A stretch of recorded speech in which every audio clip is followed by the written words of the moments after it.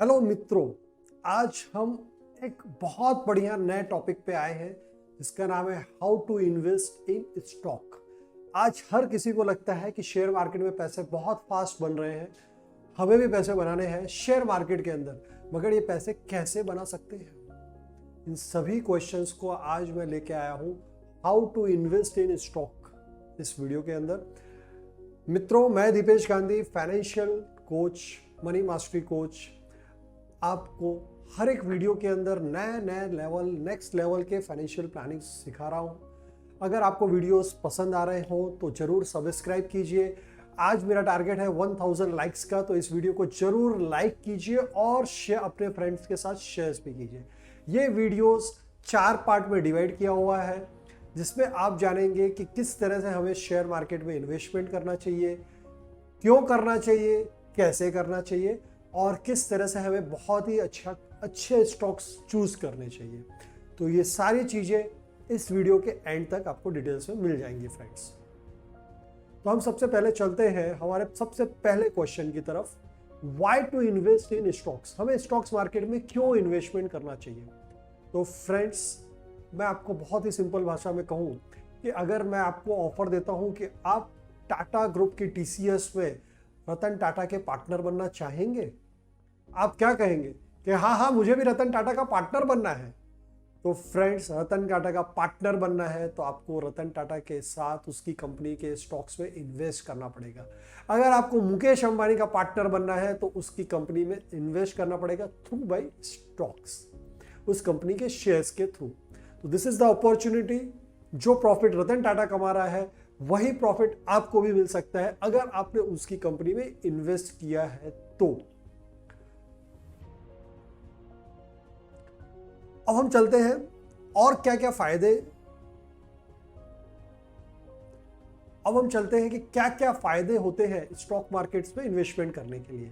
तो सबसे पहला फायदा है पैसिव एंड डिविडेंड इनकम। अगर आपकी लाइफ के अंदर पैसिव यानी आप काम नहीं कर रहे हैं, कोई और काम करके आपको पैसा दे रहा है, वैसे इनकम जनरेट करनी है, तो stock market is the best way. Second thing, dividend income. आप काम नहीं कर रहे हैं मगर लोग आपके इन्वेस्टमेंट के ऊपर बहुत ही अच्छा रिटर्न्स आपको डिलीवर कर रहे हैं, आपको वैसी इनकम चाहिए तो भी आप स्टॉक मार्केट में इन्वेस्ट कर सकते हैं। Become partner in other business. अगर आपको लगता है कि मुझे मुकेश अंबानी, रतन टाटा, गौतम अदानी इन सब के साथ पार्टनरशिप करनी है तो आप इन्वेस्टमेंट स्टॉक मार्केट में कर सकते हैं। Late money work for you. हम हमारी जिंदगी में पैसों के लिए सतत काम करते हैं मगर पैसे आपके लिए काम करें, ऐसा अगर आप करना चाहते हैं तो आपको स्टॉक मार्केट में इन्वेस्ट करना चाहिए। Create a financial state. आपको ऐसा लगता है कि आपके पास गोल्ड एसेट्स है, दूसरी एसेट्स होती है रियल एस्टेट एसेट्स और तीसरी एसेट्स होती है फाइनेंशियल एसेट्स। अगर आपको फाइनेंशियल स्टेट क्रिएट करना है, फाइनेंशियल एसेट्स क्रिएट करनी है तो आप इन्वेस्टमेंट स्टॉक मार्केट में कर सकते हैं। अब हम समझेंगे कि एज अ बिगिनर हमें कितना इन्वेस्टमेंट स्टॉक मार्केट में करना चाहिए। एज अ बिगिनर आपके पास जो एक्सेस मनी है, जिसकी आपको जरूरत नहीं है, वो पैसे आप डाल सकते हैं स्टॉक मार्केट के अंदर। Number 2, only that amount which you loss your mind accepted. Stock market में बहुत सारी चीजों में इफ्स एंड बट्स होते हैं। कंपनीज ने इन्वेस्टमेंट्स किया और उनकी कैलकुलेशन रॉन्ग भी हो सकती है और आपके पैसे डूब भी सकते हैं। तो ये ध्यान रखिए कि उतने ही पैसे डालिए जितने पैसे आप लॉस हो जाए तो भी आपका माइंड अपसेट ना हो, आपकी फाइनेंशियल लाइफ में कोई प्रॉब्लम ना हो, उतना ही है। हम मिनिमम एक टारगेट भी ले सकते हैं कि 5% ऑफ योर मंथली इनकम आप स्टॉक मार्केट में डाल सकते हैं। Amount only which you have no goals और अनप्लान्ड। आपके पास वही अमाउंट डालिए जिसके अंदर आपका कोई गोल नहीं है, कोई फाइनेंशियल मैसअप नहीं होने वाला है और जो पैसे आपके अनप्लान्ड आपके पास पड़े हैं। when not to invest in equities।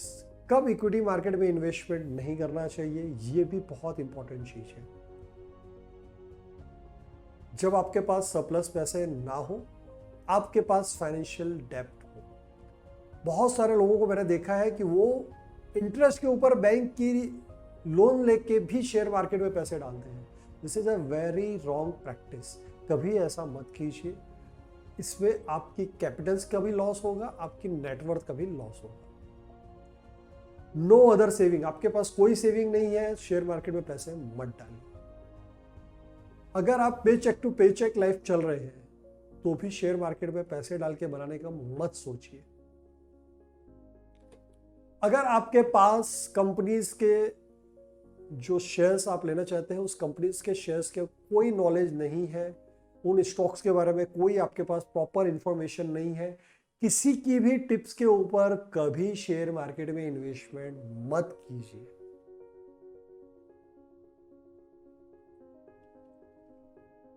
Now how to invest, this is also a very big question कि हमें कैसे इन्वेस्टमेंट करना चाहिए, किस तरह से हम इन्वेस्टमेंट कर सकते हैं।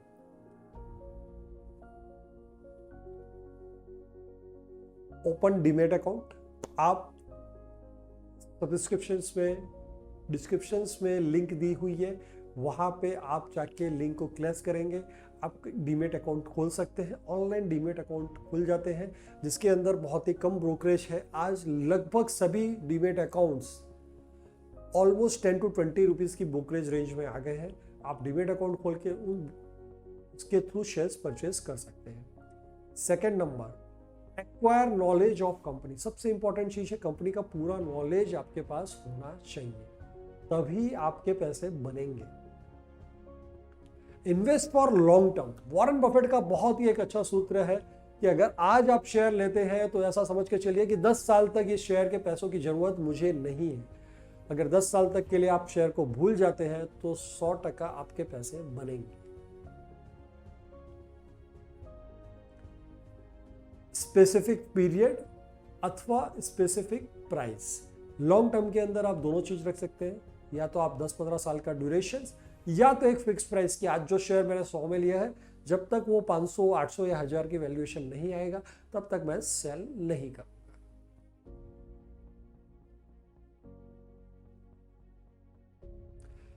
ये 4 चीजें हमने समझ ली है। Why to invest in stocks, how much to invest as beginners, when not to invest in equity, how to invest,